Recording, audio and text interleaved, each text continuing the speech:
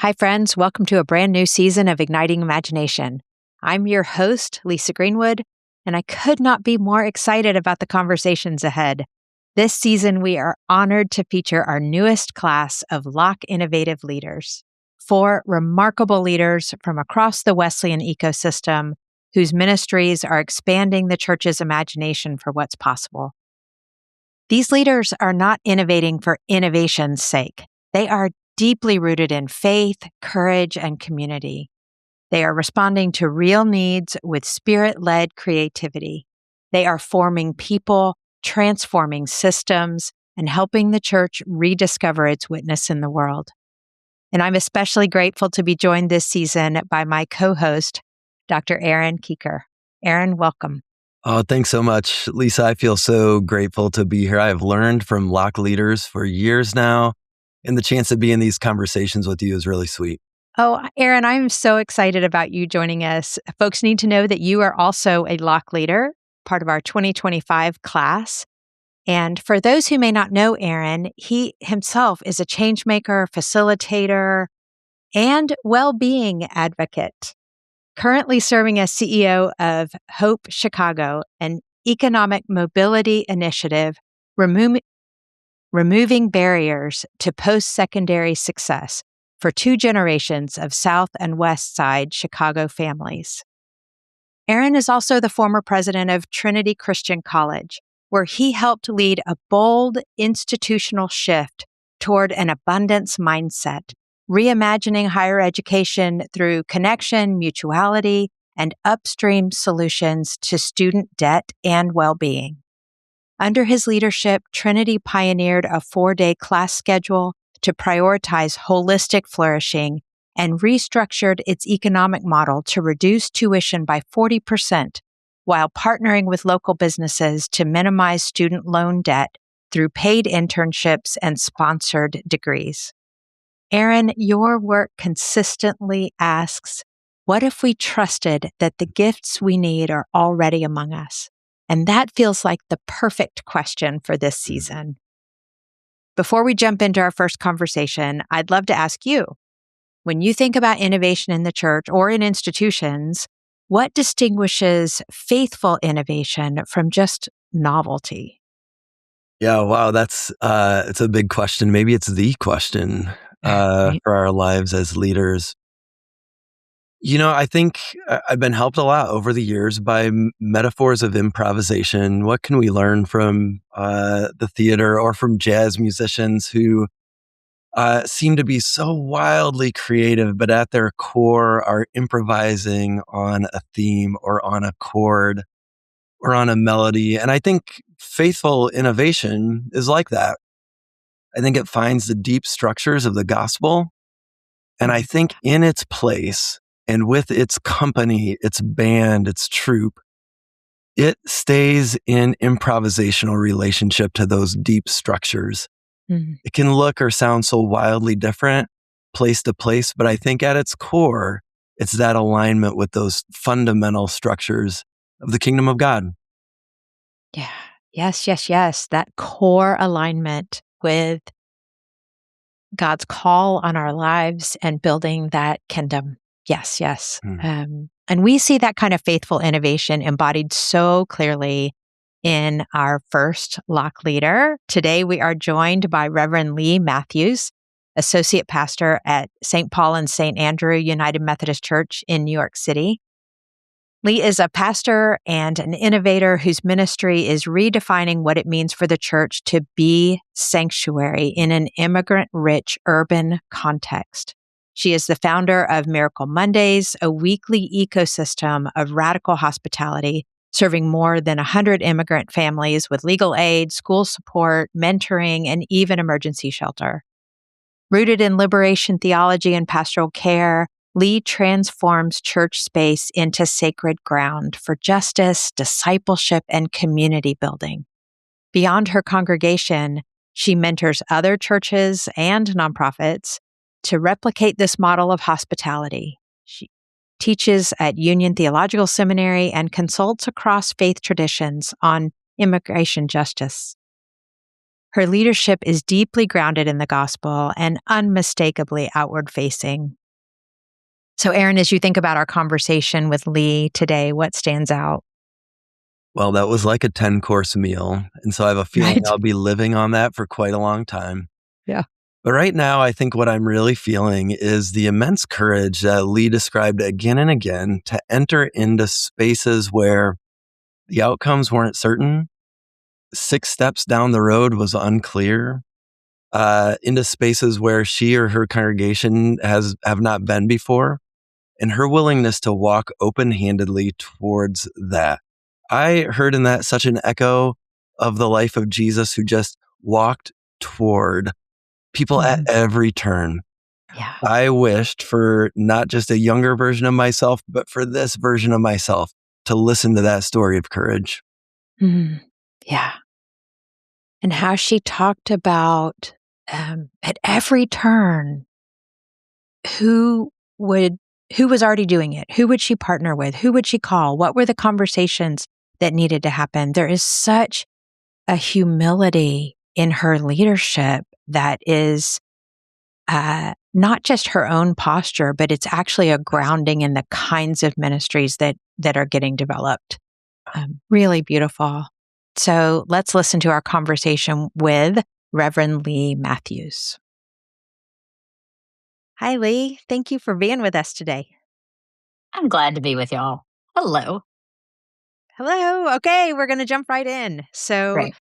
as you think about the path that has led you to the work and ministry that you are doing right now, we'd love to hear a little bit of the highlights, the high moments that have kind of brought you to this place, that has shaped your sense of call, especially into ministry with immigrant communities.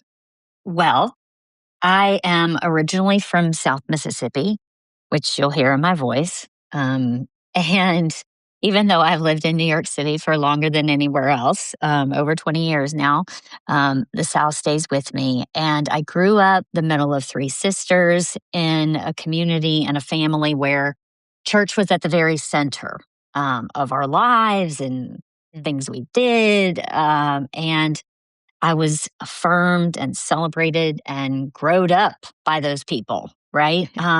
So I wasn't anything separate from that community of faith. And they encouraged every bit of my curiosity and my growth, and really kind of drew me into leadership early on, recognizing that I was, I don't know, suited for it, I think, at the beginning, right? Because I was a kid. But I was like one of those ridiculously audacious kids that was preaching at like 11 years old. Oh, I shudder to think, thank God it was not on Facebook or something like that. But I survived, everybody survived, and somehow God was praised.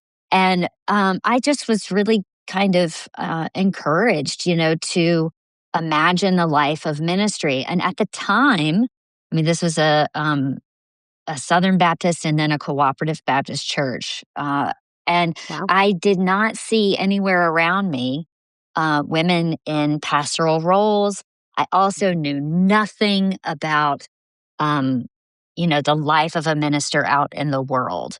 So I was kind of flying blind, but just moving with the Spirit, and learning and growing. And I suppose that formation, it was a beautiful thing, right? And I never take it for granted.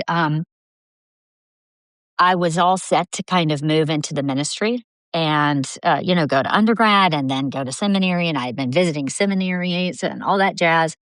But then when I was around 17, I started to acknowledge the truth, unsettling as it was, that I couldn't preach or teach a gospel that, I firmly believed was about love if I wasn't extending that to myself. And so I came out and it didn't go very well. And it was really hard. It introduced a season of loss. of home and that church, which was so foundational. And it put me on a rerouting that, took years upon years. But it also was a beautiful rerouting in the end, even in its brokenness. And so I think if I'm thinking of my call and my formation, rupture is at its center, right? And the feeling that institutions and the church will fail, right? But that somehow the faithfulness of God is still present and is still moving and is still changing and is still working with every dumb thing we do. And that's really the foundation of me and of my ministry, right? So I understand, one, the failings of the church, the beauties of the church, but also how we need to trust God's voice over the institution, and that change is possible, right? So every rupture that I experienced, not necessarily every single person, right? But with my home, with my family, with my church, all of that has been repaired. Now we're like 30 years on here, over a lifetime of keeping at it. And so I understand a little bit about how church, at least my ministry, I think, is to create places of belonging. And as a person who's experienced outsider status, that really is my call, right? Is to walk through the rupture and build moments of repair and create communities of love. That was a long answer. Oh my God. I am so sorry. Beautiful, beautiful, and poignant. And this notion that we know, but boy, you have lived, and I think we all need reminding that God does God's best work in rupture. Absolutely. Absolutely. I mean, Shana Taub, I don't know if y'all know her, musician, composer, Tony Award winner who created Suffs. Anyway, she has a phenomenal song from the Jewish adage, right? Tikkun Olam. And I'm just saying, on your darkest days, which there are plenty of right now, listen to it. But that essential call, like, be in the brokenness, but not to despair, right? To build out of it and to grow beyond it, right? That's really the conviction that I have. Oh, wow. Rupture, repair. You're making me think of resurrection. You just shared with Good us stuff. a powerful story of how you hold those things together in leadership work. That's, first of all, deeply personal, but second of all, so turned towards the life of the church and the world. Thank you for sharing that. It makes me want to ask, as we start to think about the work that you're undertaking right now, how you've welcomed other people in your congregation, in your community, into spaces that hold together rupture and repair. Well,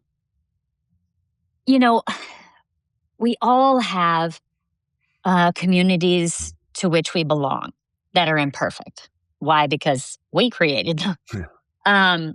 So there's not anything that I'm a part of. I truly can't think of like one category of belonging that I have where it's imperfect and where I'm trying to reconcile moment to moment, day to day, season to season, right? So that's family of origin. That's my country. The United Methodist Church. Let's just keep going. The Democratic Party. There's not anything to which I belong that is perfect, right? But I am committed to staying in. Now, there are plenty of people who, and I would say many of Locke awardees, I look at them and I'm like, because they are transformers, right? They are people that are just like creating something out of nothing. Now, that's not what I would think of as my path, right? I'm a reformer, right? Ooh, I like the nitty gritty of systems. Like I would say I don't really have a great skill at visioning. But what I do have is the understanding that I'm in it, I'm going to be in it, and I'm going to work through it, right? So when I invite other people in, and let's just think of the leadership level, right? Creating programming, working in collaboration. I'm bringing in people wherever they are, right? With this kind of caveat or a big old asterisk that says, I'm not quite sure what I'm inviting you into. Like, we're going to figure this out together. And so that's what I'm gifted at, right? Is just kind of being very humble and very vulnerable in the fact that I might not have the skills to which I'm actually calling you to either. And we're going to figure this out, So there is a sense of release in embracing partnership, right? Because I am not trying to say, I've got this figured out, right? We're going to see how this is. So there's not one point of this 4-year ministry with immigrant friends in this newest wave of kind of crisis that has been strategic or thought out in advance in some kind of authoritarian way, right? It's like, here's a gap. Here's a bunch of people who are in the space.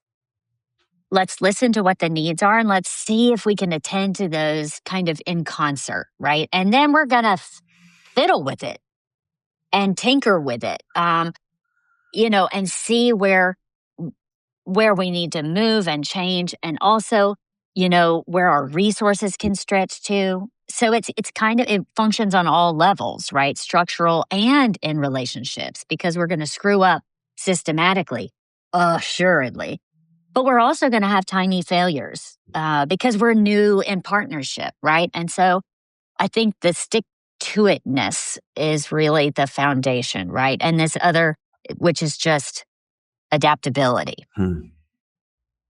You've said so much in that, so many threads I want to pull on, including the listening. You said that more than once, just sort of the starting with listening and then bringing together resources, human and otherwise, what it means to be in concert, what it means to tweet, like all these elements that we could just chase each of those and think about them. But before we do that, I want to get real specific. I want you to talk about, here's what I would say. In what I've learned about you and in the conversations we've had, I know that you do that same pattern over and over, like the listening, the who needs to be in this conversation, who are the partners, how do we come together? And then almost a rinse and repeat depending on what you hear as you do that listening.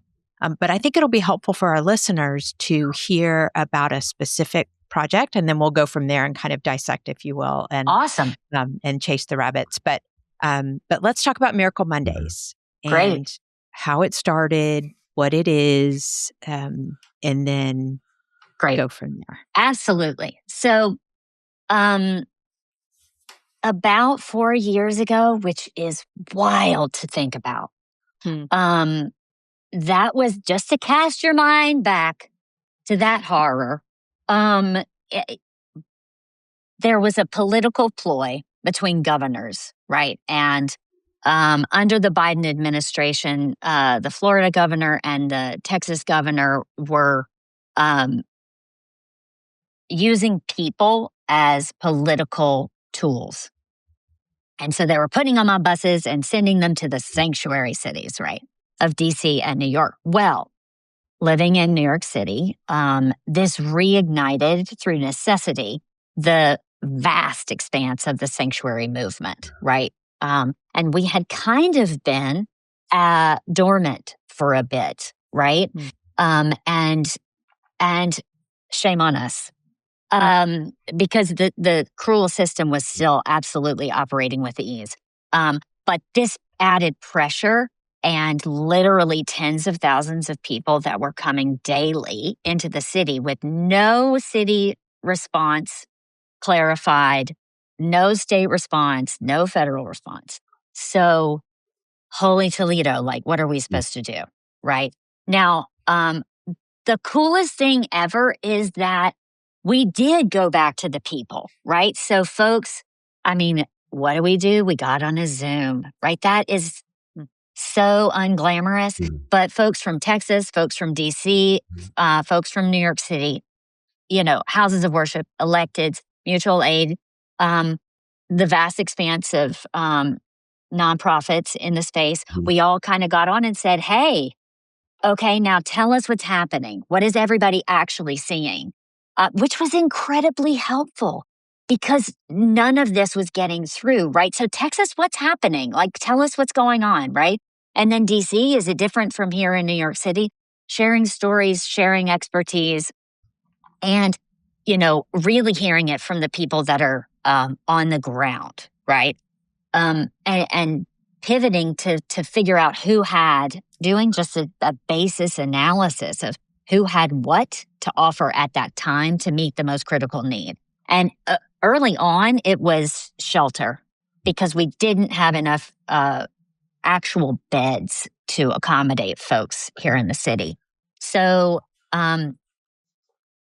I said, hey, we got to open the church. We got to take people in. Again, I tend to do things quickly and to figure it out afterwards. So we had done this before in 2018 when we took a family into sanctuary, physical sanctuary for 15 months. And so I knew we could do this. And I said, let's bring in as many people as we could. Space only provided that we could bring in 5 folks. And I said, let's bring in 5 folks, right? And then we just went with what each of those 5 folks needed, right? And the program followed. The resources followed, right? The building the volunteer and partnerships to respond to each of those things. Getting lawyers, starting asylum cases, clothing, food, bags, et cetera. Getting city IDs, taking people to the library to get library cards, establishing residency, et cetera. So, it's like when I first started ministry, I was like, oh my God, I'm going to start like day one. What are you supposed to do? And one of a wiser veteran pastor said, you just answer the phone and try and do what they need. And that's kind of what we did, right? So you had 5 people telling you what they need. Now, at the same time, hordes of people were coming to the church, right? And we couldn't literally bring them all in at all time, right? So that's how the subsequent programming came about. Oh my gosh, I realized that you asked me about Miracle Mondays and I started way back. Okay, so people were coming to the church 10 at a time, 20 at a time, all days. But we also operate a food pantry that serves 600 people a day, right? So a lot of energy and capacity of the building is reserved for that. So we had to figure out how to funnel practically all of our energy, staff, and support to adequately and appropriately respond to this new need, right? So Monday is the restocking day at the food pantry. There's no great reason. It's literally the building calendar, right? So I said, okay, well, I'll use that, right? I'll use that day that we don't have 600 people come into the church. So that'll be our day. And that way, folks will know to come then. We won't be overwhelmed, throughout the week. And then we can kind of build from there. And I knew that, one, my limitations with language, but also that anything I wanted to build needed to prioritize community and people that know this experience. And I simply don't, right? So we reached out to a mutual aid partner, Venezuelans and Immigrants Aid. And I said, listen, can y'all hang out for a couple of hours on Monday and be kind of the root hosts with me? And Niarka and Hector, co-founders and co-directors, said yes. And from there, we built out, right? We built out. So at the very beginning, it was just welcome backpacks and the mutual aid. And if that's all there ever was, it would have been beautiful. And it was. But then we grew because of the needs, right? So we knew that we needed to do a clothing closet, which is what it started with. And that's hilarious because now it's a huge, robust free store, right? Lawyers and health insurance and benefits screening and enrollment. So we just kind of went again with what was needed, and it developed over time. And now it's a full, regular respite center and resource fair every Monday from 7:30 in the morning till about 11-ish. Like Lisa, there are a lot of threads I want to pull on from that. That's first of all, an inspiring and beautiful story. And I'm struck, if we go way back to the origin part of that story, you named what to me felt like a vast number of like types of technical expertise, navigational facility, et cetera, that I'm just going to guess maybe many in your community or congregation didn't have a lot of experience with. And I hear that in alongside the way you described yourself and your willingness to walk towards moments step at a time. What were some steps that you took to help your congregation begin to feel comfortable doing things that they might not have associated with gospel work or with their own skill set? Oh, this is a good question. So I am super blessed because St. Paul and St. Andrew is, the best community at living the gospel out loud and in public. So that they have in their DNA, right? They are responsive and reactive. And so that I didn't have to work with, right? But inviting people in for a ... right? Without real clear parameters, that's a different story, okay? So, we would, at the beginning, I would invite folks in and we were literally responding, right, as it went. And oh my God, we failed so big, so fast. So if you were paying attention, you knew what needed to be tinkered with, right? But some people are not good at that, right? At getting overwhelmed. So for example, I'll give you a good example. This is super like brass tacks. You cannot go into a room with, 100 families that are experiencing need on varying levels, with anxieties high, and also with the world's scarcity model, and say, we have 5 strollers. Y'all come on forward, right? That is a disaster waiting to happen, right? So quickly, we got to put some structures around this, right? So we have a log, right? And every week who needs a stroller, right? And folks come forward, they're on the log. As we get donations in, we go by order, of what it. So again, this is really small, but you learn, right, as you go. And so that first time that I had a volunteer like behind a table and said, who needs strollers? Come on forward. I'm like, oh Lord, look what I did to them.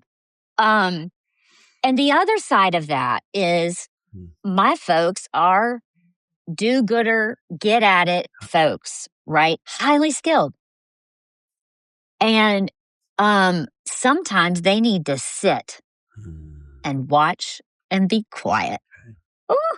And that makes a volunteer base very nervous, right? And sometimes people are so unsettled with being invited into a moment to sit and wait for there to be a need, right? Wait to be asked by somebody for something.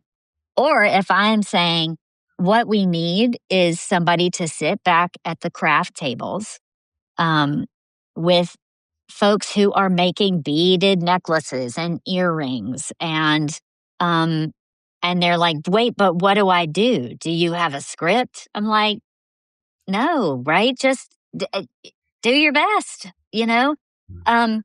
So there's a certain amount of deprogramming about service and charity work. It's not always as easy as some of the tasks, which are, you're going to receive donations and split it up into women's clothes and men's clothes and children's shoes. Sometimes it's sit at this table, talk to these people, remind them through your presence and your warmth that they are human beings and they are bigger than the oppression that is against them right now. And that can make people uncomfortable. But that is also the gospel, right? And so it can be really transformational when somebody shifts slightly. and realizes it and plugs in and is changed by it. I'd love to kind of dig deeper into the volunteer piece, because I think this is something that is stressful for leaders in churches, really wanting to equip well. It's not just recruiting, but it's how do you help them lower their own anxiety and show up well, and they become an extension of the gospel and an extension of the church's ministry and creating space. And you've described that. I guess, speaking of brass tacks, I'd love for you to kind of pull back the curtain a little bit on how you train them. And So all of this, I'll share with you wisdom now. But again, I just want to constantly remind you that I didn't have it at the beginning either. Okay. So it is hard earned. So like Miracle Mondays, for example. Yes, it refers to this kind of one day a week and this resource fair and all these things. But so I'll just lift up. There are several kind of hubs within it, right? So we've got the mutual aid group, right? That's always there with me as host. We have a trained group of volunteers that I'm calling now specialized service. And it's kind of like your first stop to talk to folks who can just hear what you might need help with and direct you. So it's almost like going to the ER, right? Where somebody's doing your vitals, and then they are going to write up what you're charting, and then they'll direct you to somebody from there, right? So we'll have the lawyer group who's not taking cases, but they're advising, right? We have our hospitality group. I call them the lunch ladies, even though they serve at 8:50 in the morning. And they are in charge of, this big extravagant table. I've got my coffee makers. I've got the crafters. Okay. So each of these has a crew head. And this is what we developed, right? Because I was the original crew head for all of them, which is why I had an ulcer and an eye twitch for 13 months. And I'm like, this is not sustainable. And I am also not indispensable, right? It's just that I had to make time to validate the gifts of other people and stop for a second and train people up and bring them into leadership, right? Alongside me. So we developed, right? So Nancy is in charge of hospitality, right? So she and I are the ones that communicate about what gets on the table, what do we need more supplies of, and she runs her crew, right? I have 2 people that sign in volunteers as they come in, and for new people that come in, they do the orientation. Again, I was doing the orientation while I was, that was terrible model, terrible. So now Julia does that, right? We have another 2 volunteers who are welcoming guests every time. They're our Spanish speakers, and they are front line. So they get every single question. So they have to be the most aware of everything that we do way beyond Mondays, right? So I have a sit down with them before we even open doors to say, this is what's going on. So you see how you create leaders as you go, who then draw in more leadership. And you're providing an opportunity where we kind of just accept that people are going to come forward with gifts, and then develop them, right? Oh, I noticed this, right? Deirdre. Deirdre really likes organizing closets. Praise Jesus, right? So she's going to come this week because somebody messed up my whole system of diapers. So she's going to come in and do that, right? She has time, she's retired, and loves to be in closets. So people will present, you just have to pay attention, and to have created that space where somebody's willing to say, I noticed this, not with criticism, but with the invitation, can I be a part of making that better, right? And I would also say this, and I am a firm believer in this. Oh, it has got to be fun. It has just got to be fun, right? It cannot be work that you leave feeling depleted. And And I'll just say, like last night, we run Hablemos y Inglés y Español on Wednesday night. It's a partnership, Spanish-English relationship building, beautiful little program. And every time I leave, I'm just, oh! Every time I go, I'm like, oh, it's another program. It's at night. I just want to go home. It's cold. It's dark. And then I am filled with tenderness and joy. And, we play music. We have live music. We have good food, right? These are like really important parts of not just the volunteer stuff, but the guests, right? And participants. For everybody it's got to have joy at its center. Lee, well, I'm struck by, the fact that trees that have really broad reach need deep roots. And what you're describing right there is a tree with such broad reach that covers over so many things and people. And then you're taking us there at the end into actually the power of joy to nourish, actually, that whole organism. I know that you've spoken about the way that liberation theology and pastoral theology sort of nourish your work, but what can you talk to us about the rootedness of what it is you're up to and how that brings life? Okay, that's a huge question. Let me try to come at it. Let's see. Okay, so how, back in my early days of discernment, I struggled. And, a lot of my early work in ministry in the institutional church, not necessarily my Monday to Friday job part of the ministry, right? But how I was relating as a part to, let's say, the United Methodist Church was as a faith agitator, right? So I was really pushing and working to change the institution from the inside, right? To look a little more like the kingdom of God. But a healthy part of that work is to constantly be thinking and reflecting on, is this God's hope? Is this God's will and way? Or is it mine, right? Is it more reflective of what I need it to be? So I really had to dig down and do some work on figuring out, like, where's God in all of this? And so foundationally, and this is just like my beginner tool, but it's like, how do I locate God, right? And so if I'm trying to find God in all of this mess that we create, it's like, where is love being born? Like, where are folks being brought into fullness, right? Where is God being expanded? And that's going to be the movement of the Spirit, right? It can't be faked. That can't be faked. And then the opposite of that, right? Where do I see constraint and reduction and the lessening of grace? And that's going to be kind of these forces of the world, of evil, if you will, right? And so then aligning myself with that movement that is drawing people out into goodness, into grace, into relationship, into greater fullness beyond themselves. Like, that's where you want to kind of align. So I realize that that's tangential to what you're asking me, but that really is, in my understanding, like liberation theology, right?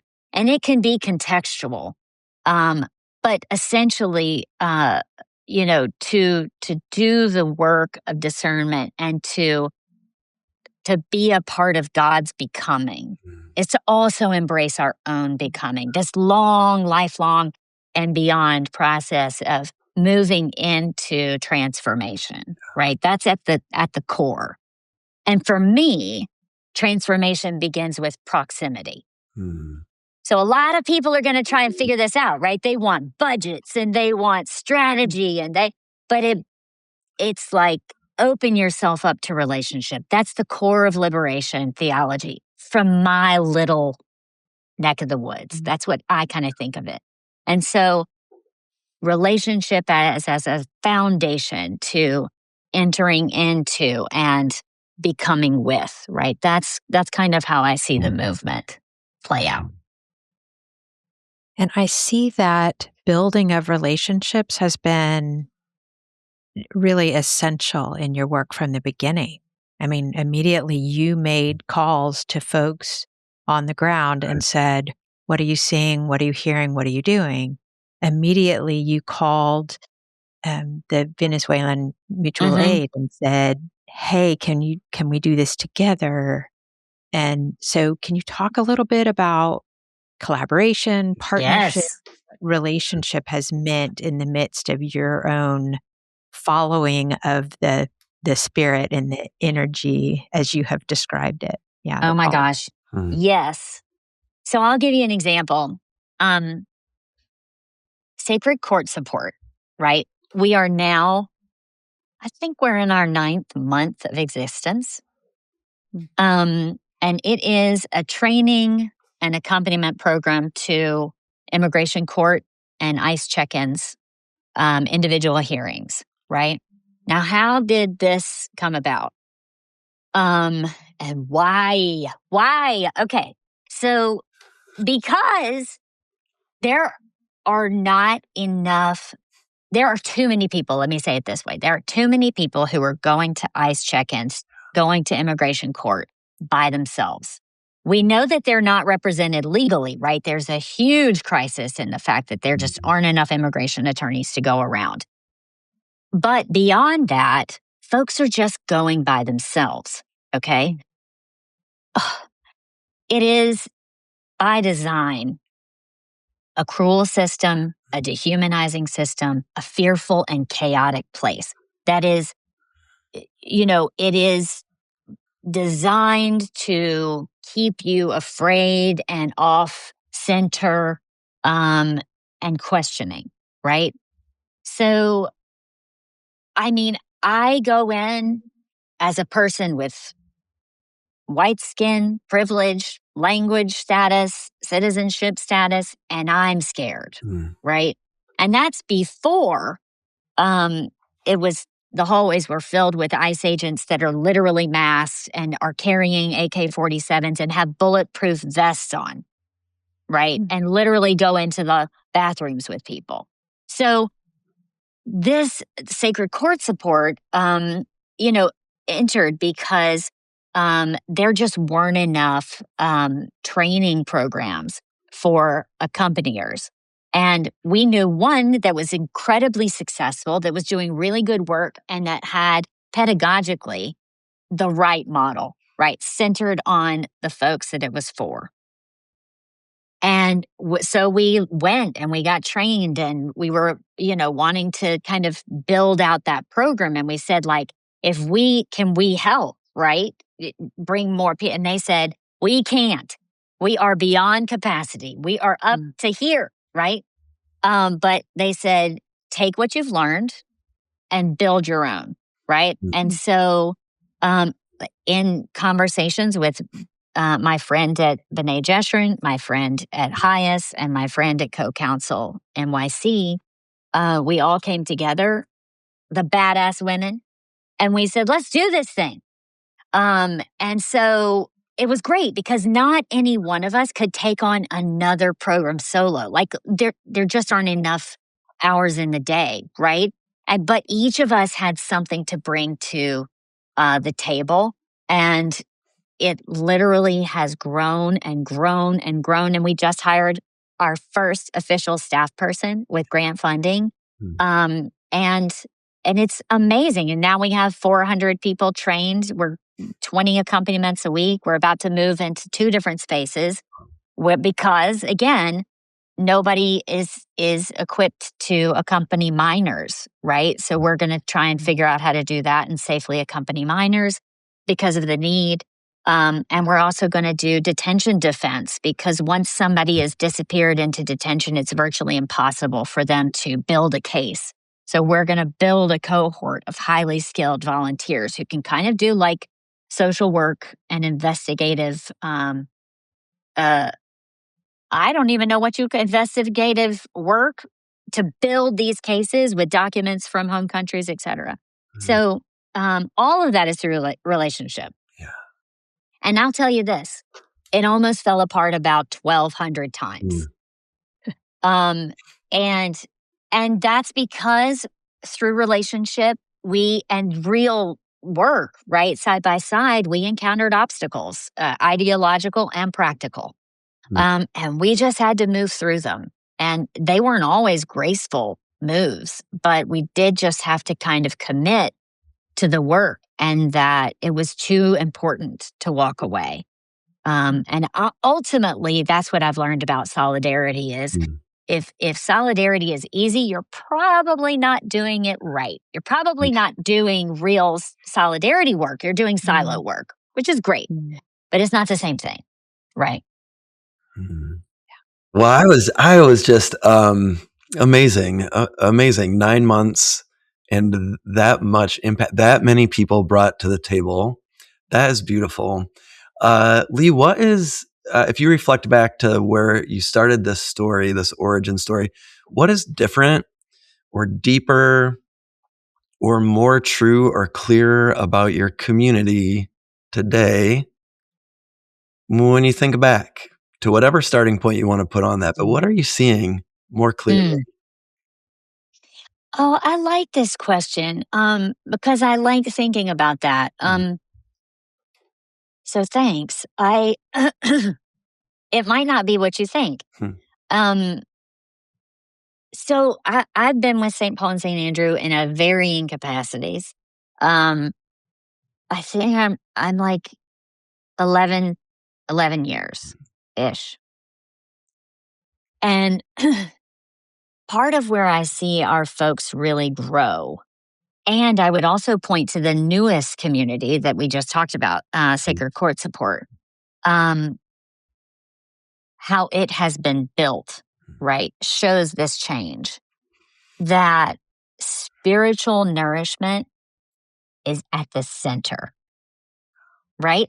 So I serve a very justice-minded community, but almost to the point of problem, right? And they know it. I'm not talking about them behind my back. And I'm also talking about me. There's a reason they picked me, right? I mean, I will do and go and go. They often call me like an Energizer bunny. It's a problem, right? But I cannot work to depletion without being connected to that source, right? And why is working at Sacred Court Support, for example, or Miracle Mondays or Hablemos different from doing work with other nonprofits in secular spaces? And foundationally, it's because faith is at the root. And I'm always staying connected to that, right? And redirecting that so that that's how our work is distinguished. That's how our work is sustained, right? And at the beginning of my career, I was a bit of an apologist. So I was still trying to become comfortable with being a professional Christian. That's tough. It's a little embarrassing, right? Certainly with how Christianity looks right now, right? And also, I would say, working almost explicitly as I do in interfaith and interreligious settings, right? So there is a certain humility that has to be at its core, right? But I think there is an embrace and a release now that I feel and that I'm watching our folks feel for claiming their tradition in community with other people that claim theirs just as tightly, right? To say, this is God's work through all of us. And honestly, that is what brings the joy in, but it is also what invites the spiritual disciplines. Like we had this Martin Luther King Day celebration for Sacred Court Support, and it was a time we promised. It was like, get together, I'll have live music, we'll have really good food. We promise we won't have a working agenda. Like it will not be a meeting. Okay. It was just to have relationship. And we set to it. But I wrote a litany, that I read out of their testimonies with why they do this work and why they keep coming back. And that's a spiritual tool, right? That's a gift of the ancestors, of the tradition, right? And it sent a lightning bolt through that community that night and it sent us out feeling renewed, right?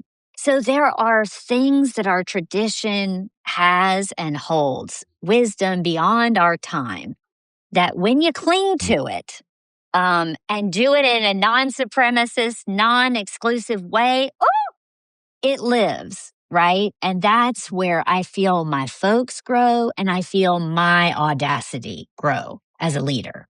So I love hearing the story about how you're gathering your folks and how you've seen sort of the owning of the spiritual rootedness of this work and how that brings life and joy and meaning really to it. And I really want our listeners to hear about how you are kind of paying it forward, if you will, like how you are mentoring other congregations and even leaders and such. But I guess I specifically want to focus on the congregations because following where the Spirit is leading, and I don't just mean entering immigration work or justice work, but really following where the Spirit is leading and showing up in the neighborhood or in the community in which you exist and in which a church exists, can be sort of scary, but also really important right now. And I would love for you to speak to, any wisdom that you would have for churches as they take those steps or grow those steps, maybe what they might underestimate when they try to step into new kinds of ministry or into their neighborhood. But what wisdom would you offer, Lee? Good question. Well, one, I love that part of the work because The inevitably, the mentoring part of the work, and also talking to other houses of worship, right? I'll tell you I promise I'm going to get to your question. But one of the things that has been created in community over the last 4 years has been a group called D3 Open Arms. And it got started from 2 moms of a local public school in District 3, D3. And what they were seeing is as folks were placed, new arrivals, families, and kids were placed in their schools, they were under-resourced, right, to provide and respond to the needs of them, certainly by themselves, okay? And here's what was amazing. The schools that knew how to do this work, it wasn't the hoity-toity Upper West Side, got it all together with the best teachers and the best programs. It was the scrappy schools that are overlooked, that have had to have an engaged parent coordinator, that have had to have teachers that do far more hours than are, represented in their paychecks. They had the wisdom, right? And so in this beautiful, amazing, like totally table flipping moment, they then got to lead this community in sharing how to do this, right? How to call upon community outside of the school, how to, shake down your electeds, right? They knew this, right? And turnkeyed a lot of that wisdom as this community got built out between schools, parents, arts organizations, nonprofits, and houses of worship. And so that's now this huge community and network that we've created where we share expertise and also respond to needs of the community. So that was cool, right? And that started out of a public school with moms who were like, this is ridiculous, right? And just created it. But I think that model is what I have seen also, right? So my favorite calls are random emails that say, hey, for example, I'm in Durham and, we're here, we're having some issues. We would like to respond to the neighborhood, but we don't know where to start. And that is the most fun conversation to have because they are paying attention and they're eager, right, to be of use. So once you have that posture, right, of being attuned to even where you are, what is going on, then it's just one step further to like send up a flare, right? Reach out to other people. And at that point, I've come to have like, kind of a menu, an option. Like, all right, give me what is your thing? What's happening in your neighborhood? So let's say it's immigration, okay? Well, these are just 55 ways that you might use your church community to respond to immigration needs, right? So it's like a chaplain that comes into a hospital room and says, I can do all of these things, like from prayer to getting a cup of water to putting lotion on your feet to listening to a story. Sometimes people just need to hear the list so that they know, oh, I've got something, right? And I know that everybody wants to say building, right? Do you have space, right? But it might be something else. Expertise, energy, volunteers, right? So many people are involved in our volunteer base. We have 1,500 people. And we're only a church, of a moderate size. So they're all over, right? Because their churches don't have these things, but they plug in with ours and we can do more together, right? So as far as like a few things to keep in mind as a church who's entering kind of the needs of a community. One is reach out, right? After you notice what's going on, find out who is in that space. An outdated model of response, not just from churches and not just from houses of worship, but loads of places, is to think that one group of people, one like St. Paul and St. Andrew, has to own something. And it has to be theirs. It has to be their showcase program or ministry, right? Ugh, that's just lame. One, we don't have time for that, right? The needs are too great. But also, every church doesn't need a food pantry, right? You don't. And so why don't you figure out through a social analysis, through conversations, what gaps are there, right? And how can you meet those gaps?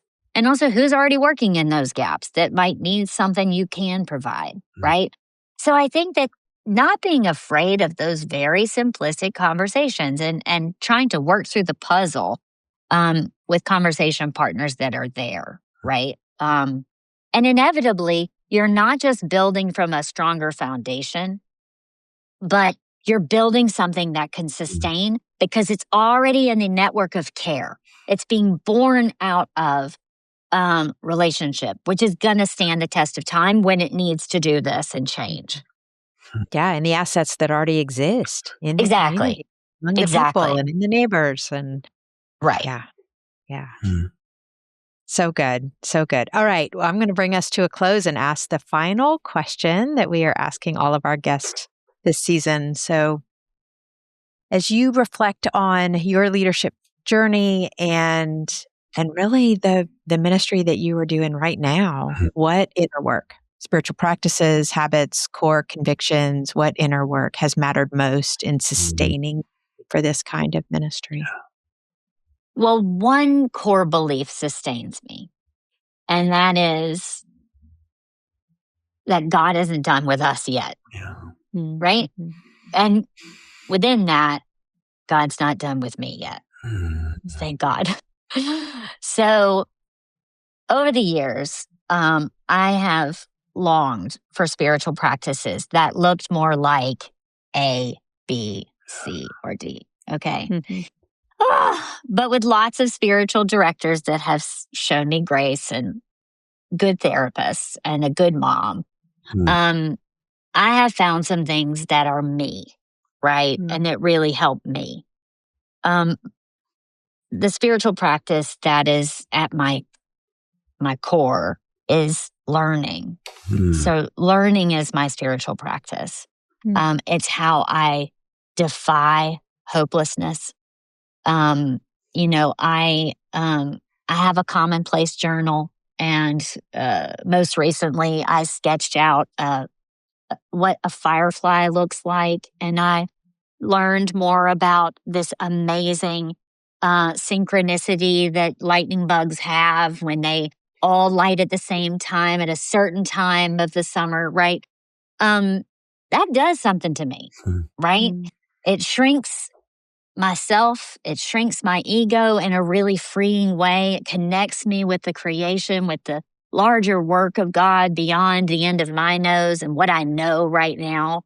And it invites me into relationship with what is all around me. Because if I don't do those things, if I don't keep a commitment to learning more and to growing, then all I'm really relying on is me as I am now. And that's just not enough, right? And so I think about how I'm called to be engaged with the brokenness of the world.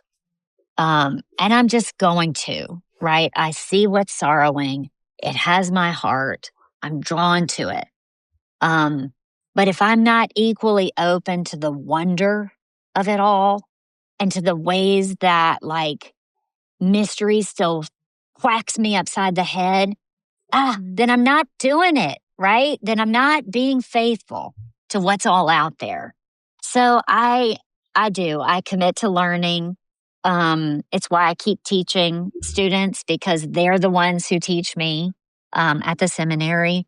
I hike and I walk in the woods. This is like a 5 days out of 7, I'm in the woods. Yesterday, I almost busted my butt because it is way too icy to be on those trails. And my dog was fine, but I was not, right? But that's like a really important time. Like I kind of channeled the wisdom of Robin Wall Kimmerer, and I allow myself to be outside and moving, not for exercise, though my doctors would love that.